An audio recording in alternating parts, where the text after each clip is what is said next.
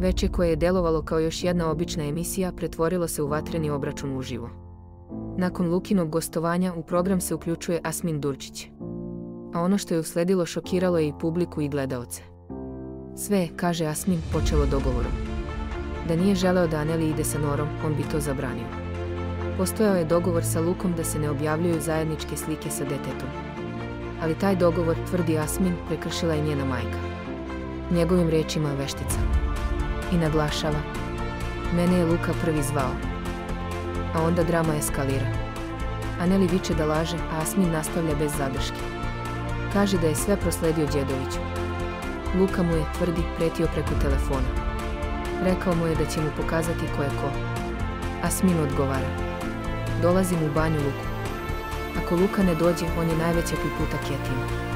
Optužuje ga da koristi dete zarad kadra. Dodaje da mu je Luka pretio. I da će njega lično da našamari. Sljedeći korak najavljuje Aneli. Javne pretnje, kaže. Luka i ona sutra idu u policiju da prijave Asmina.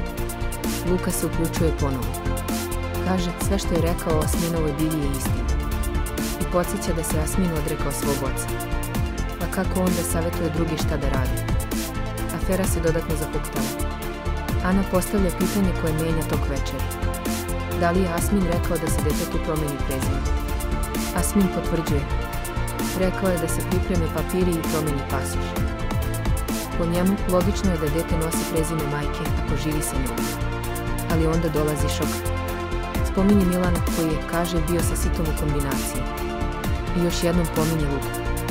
Laže, kaže, kao da ga je rodila grofica Ahlić. Na kraju dolazi odgovor i na to tvrdnje o Siti su lažne.